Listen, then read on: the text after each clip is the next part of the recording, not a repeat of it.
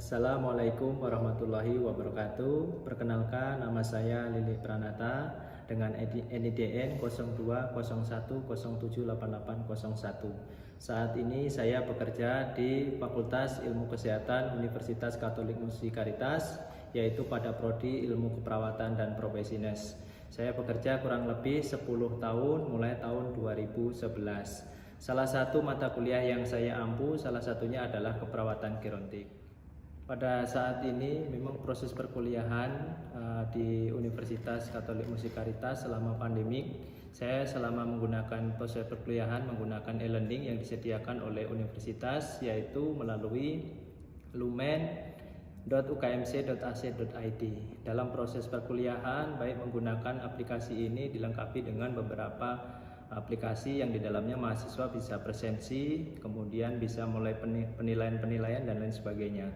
Untuk proses perencanaan atau delivery, kita bisa mengupload materi baik PPT atau YouTube atau materi-materi yang lain melalui Lumen UKMC. Kemudian untuk proses interaksi, proses perkuliahan, saya bisa menggunakan aplikasi Zoom, kemudian aplikasi yang lain.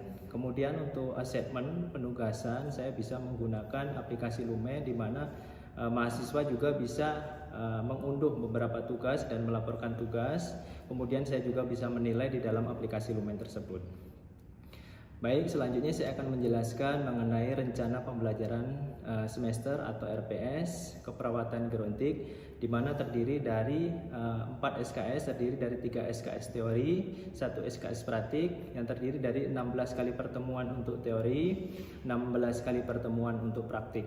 Kemudian untuk kode mata ajarnya keperawatan 34446. Nah, CPL Prodi sendiri ini salah satunya, tidak bisa saya bacakan semuanya. Yang pertama adalah bertakwa kepada Tuhan Yang Maha Esa. Kemudian internalisasi champion, ya, champion ini salah satu bentuk internalisasi yang dilakukan oleh universitas kami. Kemudian internalisasi spiritual karitas. Kemudian untuk CPMK tersendiri ada 3. Yang pertama adalah menerapkan konsep keperawatan gerontik. Yang kedua adalah menganalisis masalah keperawatan gerontik dan mengaplikasikan asuhan keperawatan untuk menyelesaikan masalah pada lansia. Untuk deskripsi dari mata ajar keperawatan gerontik sendiri, yaitu membahas tentang biopsikososial, kultur, dan spiritual, proses penuaan, kebutuhan nutrisi, istirahat tidur, seksual, dan lain sebagainya pada lanjut usia. Kemudian untuk bahan kajian atau materi pembelajaran pada teori, salah satunya adalah ada konsep dasar lanjut usia yang akan dibahas, kemudian proses menua, kemudian gangguan kognitif pada lansia, pemenuhan gizi pada lansia, kemudian permasalahan psikososial pada lansia, posyandu lansia, seksualitas pada lansia, dan asuhan keperawatan pada lanjut usia. Sedangkan untuk bahan kajian, materi pembelajaran praktik, kita melakukan kegiatan simulasi. Yang pertama itu ada pengkajian, bagaimana mahasiswa akan melakukan simulasi untuk pengkajian pada lansia. Yang kedua adalah pengkajian fungsional pada lansia. Dan yang selanjutnya adalah merupakan simulasi membuat asuhan keperawatan, bisa pemenuhan kebutuhan nutrisi, pemenuhan personal hygiene, intimacy, sexuality, gangguan kardiovaskuler pada lansia, gangguan pencernaan, pernapasan, perkemihan, dan persarapan. Kemudian untuk daftar pusaka yang saya gunakan ada bagian utama dan bagian pendamping atau tambahan. Untuk yang utama ada beberapa, kita ambil dari Pak Pahan, ini tentang keperawatan komunitas.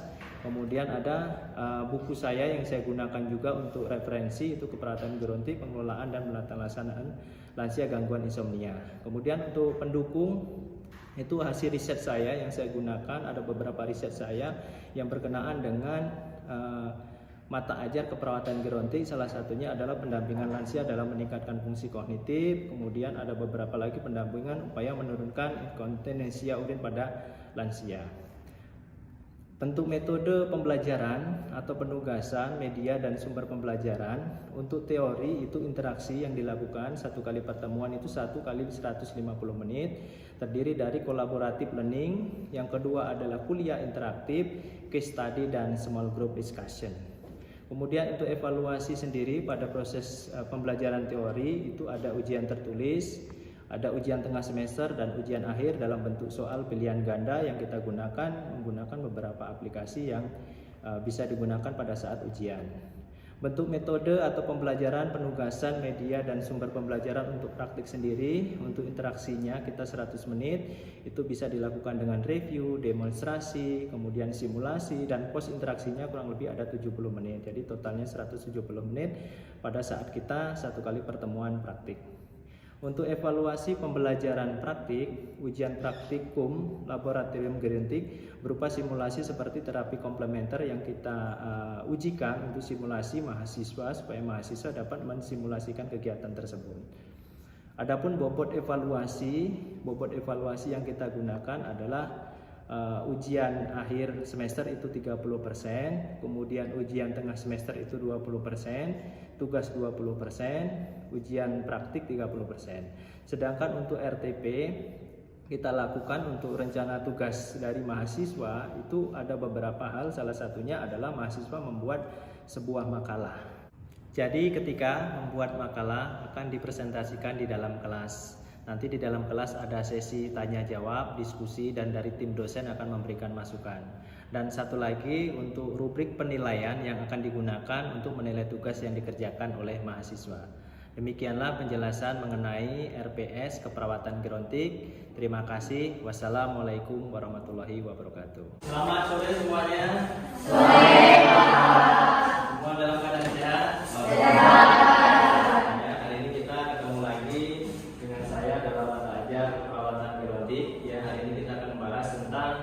Gangguan kognitif pada lansia. Untuk teman-teman semuanya sudah masuk? Sudah. Sudah isi presensi yang ada di lumen? Sudah. Sebelum kita mengawali kegiatan perkuliahan kita awali dengan doa. Silakan untuk Bella memimpin doa. Alhamdulillah, kali kita semuanya sebagai orang pembelajaran pada sore ini. Kali ini kita berdoa doa saya bisa Kristen melayani Tuhan. Mari kita berdoa. Bapak dan Surga, terima kasih Tuhan Yesus kami mengucap syukur ya Bapak. Pada sore hari ini Tuhan akan memberikan kesempatan kepada kami ya Bapak untuk berkumpul di rumah Tuhan. Pada sore hari ini Tuhan kami akan memulai pembelajaran kami Tuhan Yesus. Biarlah Tuhan Roh Kudus datang, Roh Kudus memberi bagi teman-teman ruang ini Tuhan dan membantu kami semua Tuhan dalam proses belajar kami. Berkati juga Pak Lili Tuhan yang akan menyampaikan materi dan beliau-beliau menyampaikannya dengan baik Tuhan. Hanya di dalam nama Tuhan Yesus Kristus kami telah berdoa dan mengucap syukur. Amin. Baik, terima kasih ya. Teman-teman sudah buka di lumen untuk materinya sudah di-download? Sudah. Materinya di-download ya, jadi di lumen kemarin sudah saya kirimkan materi tentang gangguan kognitif pada lansia, baik itu melalui YouTube ya ataupun melalui PPT yang sudah saya serahkan. Jadi hari ini untuk interaksi kita kurang lebih nanti waktu kita 1 jam ya, kurang lebih 1 jam untuk penjelasan mengenai keperawatan gerontik. Nah di sini ada gangguan kognitif, teman-teman ada yang tahu kognitif itu apa? Ada yang tahu kognitif itu apa? Boleh angkat tangannya yang tahu apa itu kognitif? Lansia, apa itu lansia? Ada yang tahu lansia? Angkat tangannya. Boleh, silakan. Ayo silakan lansia. Oke, silakan untuk. Lansia adalah orang yang sudah tua atau umurnya lebih dari 60 tahun. Tepuk tangan. Jadi nanti berkaitan yang kita bahas tentang kognitif. Sebenarnya di dalam tubuh manusia itu ada beberapa macam yang ada kita sebutnya jasmani dan rohani ya. Jasmani itu fisik. Ya, benar nggak? Rohani itu yang tidak bisa kita sebutnya psikis ya, termasuk kognitif ini nggak bisa kita lihat. Itu ya. Baik, kita lanjut. Nah ini untuk tujuan pembelajaran atau capaian pembelajaran hari ini itu ada 4. Jadi yang pertama nanti teman-teman harus mampu menjelaskan tren dan isu terkini tentang gangguan kognitif saat ini khususnya pada lansia. Yang kedua teman-teman harus mampu menyebutkan tanda dan gejala kalau seandainya nanti ada lansia yang mengalami gangguan kognitif. Kemudian yang ketiga mahasiswa mampu menjelaskan tentang cara pengkajian. Bagaimana sih pengkajian ketika kita menemukan lansia yang gangguan kognitif. Kemudian yang keempat nanti saya akan jelaskan hasil riset saya ya, evidence based praktis sehubungan dengan kegiatan penelitian saya yang saya lakukan minggu kemarin ya. Hasil risetnya nanti akan saya sampaikan dengan hasil-hasil yang lainnya. Nah, kalau teman-teman lihat seperti ini, apa yang Anda pikirkan? Nah, boleh angkat tangannya, apa yang Anda pikirkan? Boleh angkat tangannya, Juliana. Apa yang Anda pikirkan ketika Anda melihat seperti ini? Ya, lansia. Apa lagi? Apa lagi? Ya, boleh. Kulitnya tidak seperti kita. Tidak seperti kita. Apa yang terjadi berarti kulitnya? Keriting. Wajahnya terlihat sedih. Yang lain ada lagi di belakang. Wanita. Apa yang Anda lihat di situ? Rambutnya? Ya. Terus bibirnya? Iya. Ya. Apalagi matanya? Jadi Anda bisa melihat apa sih yang terjadi pada lansia ini? Fisiknya berubah. Apalagi? Apalagi selain fisiknya berubah? Kognitif. Bisa terlihat kognitifnya? Ya, apalagi? Apa? Raut wajahnya. Apalagi? Berkerut. Berkerut itu tandanya apa?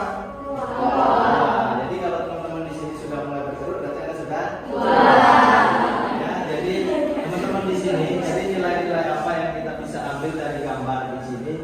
Yang pertama, setiap manusia yang ada di dunia ini, kalau dia hidup pasti akan ya, ada proses namanya tumbuh kembang. Jadi mulai dari kita lahir sampai dengan kita lansia itu ada perkembangan, ada pertumbuhan. Kita nggak tahu kapan kita bisa tinggi, kita bisa gemuk kan nggak tahu ya. Tiba-tiba kok saya makin gemuk, tiba-tiba kok saya makin tinggi ya. Ya enggak? Tiba-tiba saya kok makin ambis ini. Ya, ya, jadi itu salah satu bentuk berarti saya mengalami namanya penuaan.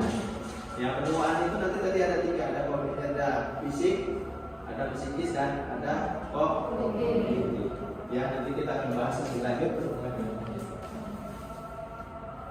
Nah, ini menurut Profesor Doktor Yuda Tulana. Ini kemarin menyampaikan di dalam sumber artikelnya Kompas. Ini terupdate ya 2022 bulan 5 ya, bahwa mengatakan lebih dari 20% lansia mengalami gangguan memori. Tahu nggak gangguan memori itu apa? Ingatan. Saya ingatan kognitif. Ya 20% itu lansia. Ya, dinyatakan bahwa memang benar. Ini hasil risetnya ditampilkan di dalam surat ya, surat kabar Kompas bahwa mengatakan gangguan memori lansia. Ya hampir 20%. Ya, apalagi yang ada penyakit. Ya, ditambah lagi dengan penyakit pasti dia akan lebih parah. Begitu ya. Oke, kita lanjut. Nah, ini untuk latar belakang. Jadi gangguan kognitif merupakan salah satu masalah kesehatan lansia. Salah satu masalah. Berarti ada masalah yang lain. Ya.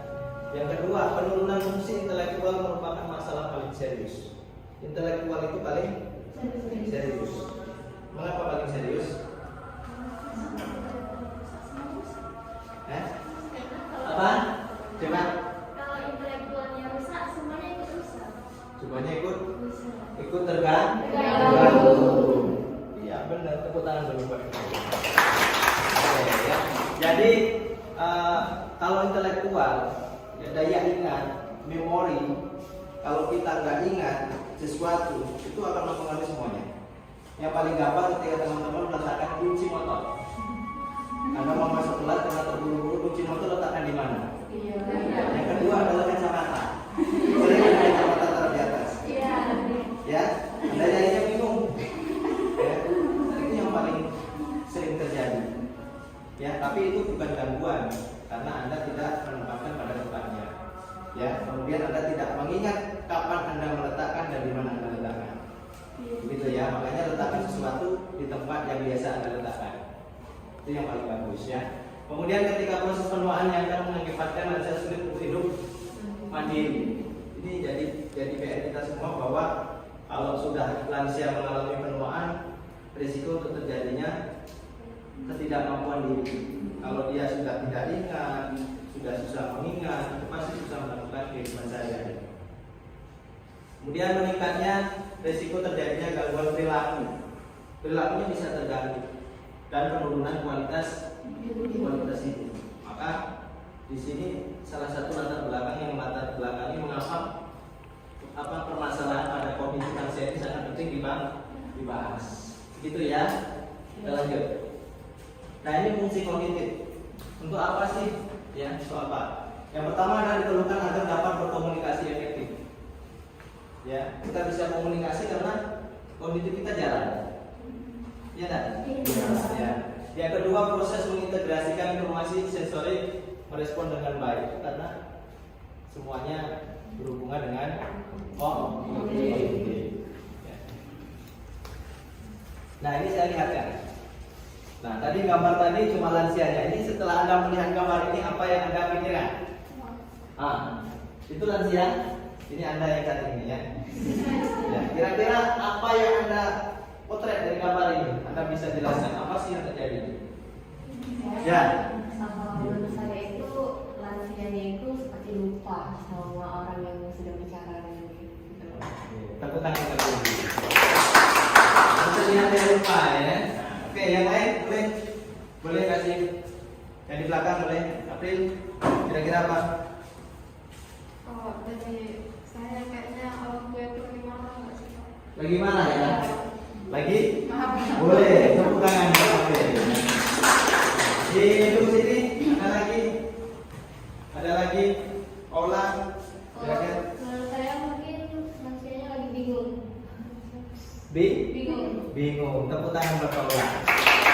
Ya, jadi semua persepsi memang benar.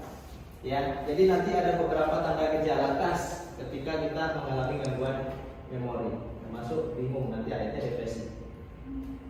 Ya, dilihat ya. Kalau Anda bisa pernah ngobrol dengan lansia, nanya maksudnya dengan saya, itu lebihnya. Dia kaget, siapa? Kadang ini cucunya, bisa jadi cucunya. Ya, padahal baru kemarin dia ketemu. Ya, apalagi kadang kita temukan lansia yang setelah makan, habis makan, oh saya belum makan padahal habis makan. Ya, ini nanti hubungannya dengan ya. Nah, kita lanjut nih gejala kesulitan mengingat fakta. Fakta itu yang terjadi saat ini, dia susah untuk mengingatnya. Tapi kalau yang masa lampau dia akan ingat. Ya, tapi kalau yang saat ini dia susah. Karena yang masa lampau memorinya sudah tersimpan dengan baik. Ya, pengalaman informasi merasa sulit adaptasi ya. Kemudian menyebabkan disorientasi atau kebingungan. Ya bingung tadi sampai dia, layak dan saya lihat bingung dia. Bahaya loh orang bingung itu. Ya, yang ketiga bisa depresi. Menurut dia ya dia benar gitu. Tapi kan kita tak tahu karena dia tadi gangguan kognitif. Ya, kemudian koordinasi yang buruk dan fungsi motorik gerakan. Motorik itu gerakan. Kemudian yang kelima kemampuan sosialisasi. Dia susah untuk sosialisasi. Susah untuk bergabung dengan sejawatnya atau temannya. Ya, dengan tetangganya. Ya, kemudian penurunan kemampuan memberi penilaian. Dia susah persepsi, mempersepsikan siapa dia itu susah. Ya, itu salah satu tandanya. Jadi ada kurang lebih ada 6 tanda yang biasa terjadi pada lansia gangguan kognitif. Nah, ini pengkajian yang biasa kita gunakan untuk mengkaji. Yang pertama ada SPMSI. Ya, yang kedua ada MMSE. Ya, jadi pengkajian ini pada dasarnya sama untuk asesmen lansia yang mengalami atau risiko terjadinya gangguan kognitif. Apa sih yang ada di dalam pengkajian? Yang pertama orientasi waktu. Ditanya nanti hari ini hari apa, tanggal berapa, di mana tinggalnya ya, siapa presiden kita, itu yang ditanya. Kemudian sedikit perhitungan pendek 1 tambah 1 berapa, 2 tambah 2 berapa, dia suruh mengingat kembali. Ya, itu salah satu dua yang bisa kita gunakan. Masih banyak lagi instrumen yang bisa kita gunakan untuk asesmen khususnya pada pengkajian kognitif. Nah, ini hasil riset ya, hasil riset atau evidence base yang saya lakukan berkenaan dengan penelitian saya tentang kognitif. Saya buka dulu untuk hasil risetnya. Nah, ini judulnya efektivitas ya senam otak dan mewarnai ya terhadap fungsi kognitif pada lansia. Ini saya gunakan untuk international conference di Bandung. Kemudian ini sudah publis di jurnal Universitas Pajajaran. Ya, di sini kalau Anda lihat ini hubungannya dengan kognitif lansia. Mengapa saya tertarik sekali dengan lansia ya? Ternyata di sini kita lihat ya, fungsi kognitif dapat mengganggu semua aktivitas. Tadi yang saya pertama tadi jelaskan.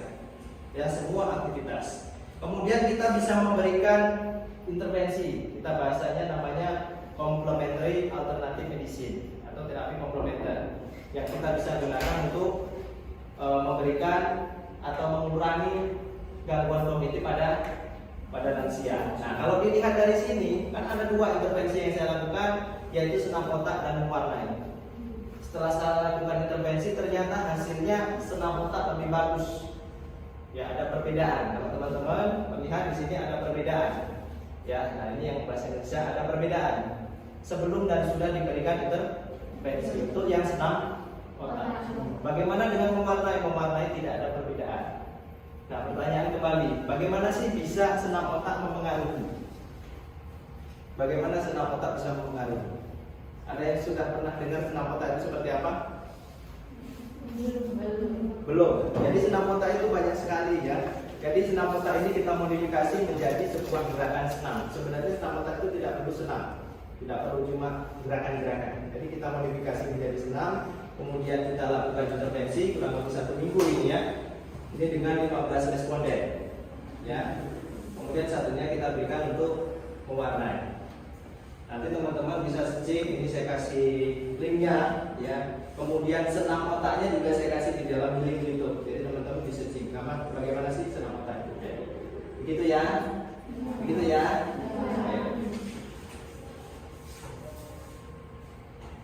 Sebelum saya lanjut, ada yang mau ditanyakan? Silakan. Ya, silakan, ada yang bertanyakan? Angkat tangannya. Ada? Oh, silakan. Terima kasih Bapak atas kesempatannya. Saya ingin bertanya Pak. Karena kita lagi membahas tentang gangguan kognitif Pak ya. Saya mau tanya, bagaimana sih Pak gangguan kognitif ini dapat mempengaruhi hidup seseorang Pak? Ya, baik ya. Jadi bagus sekali ya, tepuk tangan buat dulu ya. Jadi dapat mempengaruhi kegiatan sehari-hari ya. Tadi sampaikan bahwa memang sangat penting ya, karena di dalam tubuh kita ini kan kita harus saling koordinasi antara tangan dengan mulut, antara mulut dan kaki ya, apalagi dengan orang lain. Berarti ada apa? Integrasi antara persepsi, penilaian, kegiatan ya, itu harus saling berkaitan. Jadi kalau misalnya ada gangguan pada kognitif, pasti aktivitasnya terganggu. Tidak ada kemandirian kalau lansia. Ya, itu yang akan menyebabkan terjadinya kita sebutnya kekacauan pikiran. Ya, nanti kan dampaknya ada kebingungan, depresi dan lain sebagainya. Begitu ya? Oke. Ada lagi? Ya, silakan yang di belakang. Namanya siapa? Nama saya Benedikta. Benedikta, silakan Benedikta. Pak, saya ingin bertanya, bagaimana fungsi kognitif itu pada masa usia lanjut Pak? Ya, baik. Tepuk tangan dulu buat Benedikta ya. Kalau pada lansia kan kita tahu bahwa memang sistem organnya sudah mengalami penurunan. Ya, sudah mengalami penurunan. Bagaimana dengan kognitifnya? Pasti mengalami penurunan. Ya, yang paling kita sebut namanya pikun. Nanti sampai dengan efek besarnya namanya demensia. Ya, itu yang terjadi pada lansia. Kalau sistem organnya sudah menurun, fungsinya sudah menurun, daya ingatnya sudah menurun, ya, atau memori sudah menurun, pasti sampai dengan tahap depresi. Begitu ya. Tepuk tangan dulu Pak. Lanjut lagi. Oh, silakan.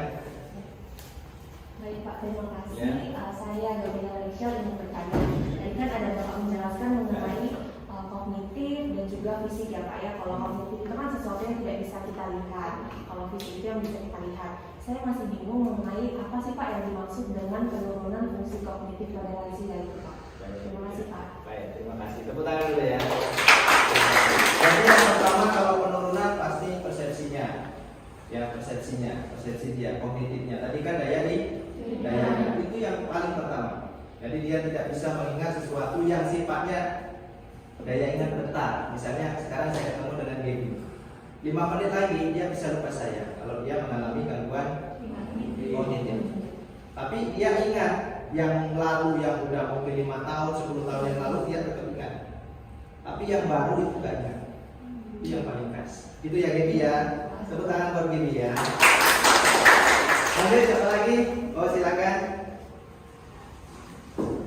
Terima kasih Pak, nama saya Anastasia Adriana. Saya mau tanya, tadi kan dari materi yang Bapak jelaskan itu ada beberapa atau banyak efek tentang bagaimana fungsi kognitif itu berkurang. Nah yang saya tanyakan, bagaimana caranya supaya fungsi kognitif itu bisa dioptimalkan, terutama untuk lansia.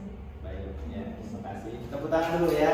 Mantap pertanyaannya. Jadi bahasa kita penanggulangan ya.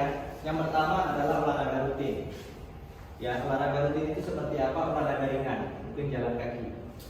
Jangan berlari. Kalau lansia nggak boleh berlari-lari. Jalan kaki, ya di sekitar. Yang kedua makanan yang sehat. Hati-hati untuk lansia, makanannya harus disesuaikan.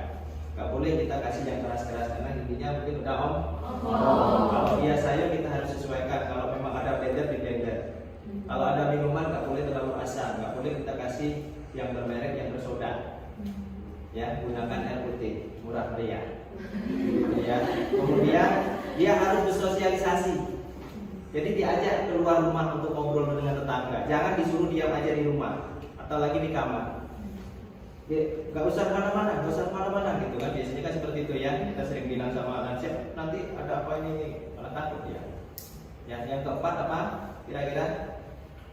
Yang keempat apa bisa kita lakukan? Ada yang tahu? Ada yang tahu? Betul ya? Rajin? Benar, tepuk tangan. Teman-teman di sini siapa yang rajin baca? Berarti ada risiko tanda-tanda. Pak yang dibaca apa aja? Semua yang ada tulisan baca. Itu sudah ada riset. Ya, rajin membaca. Ada baca, ada dibaca, baca. Begitu ya? Begitu ya, Ustaz ya? Oke, baik. Ada lagi? Tidak ada. Kalau tidak ada, saya ingin bertanya kepada teman-teman. Gantiannya kita evaluasi. Nah, ini pertanyaannya gampang, ya. Ini saya tunjuk atau mau nunjuk Anda? Saya tunjuk ya. Ada yang tahu apa tadi tanda gejala khas dari gangguan kognitif? Ayo, angkat tangannya. Ya. Pikun apa lagi? Hah? Bingung apa lagi? Apa lagi? Oke, tepuk tangan buat betul. Nanti saya punya epidemiologis, punya hasil riset yang saya tampilkan kepada teman-teman. Masih ingat? Nah, yang saya tanyakan intervensi apa yang saya lakukan? Ada 2 tadi intervensi. Ya, oke, yang ujung siapa namanya? Marita. Apa Marita? Senam mata. Yang kedua? Oke, tepuk tangan. Satu lagi berkenaan dengan tadi disampaikan ya tren dan isu terkini. Ya, disampaikan berapa persen lansia yang mengalami gangguan memori. Ada lagi? Ini 20%. 20%. Ya, baik. Terima kasih teman-teman semuanya ya untuk materi saya. Ini kita kembali lagi ke PT ya. Ini beberapa sumber teman-teman bisa ini data pusaka yang saya gunakan ya. Kemudian ini buku-buku saya dan ini ada riset saya berkenaan dengan gangguan kognitif. Jadi teman-teman bisa searching di YouTube atau di jurnal-jurnalnya. Demikianlah untuk penjelasan hari ini. Saya ucapkan terima kasih. Saya mohon maaf jika ada salah penyampaian. Saya mohon maaf kepada Tuhan Yang Maha Esa. Selamat siang dan sampai jumpa minggu depan. Ya.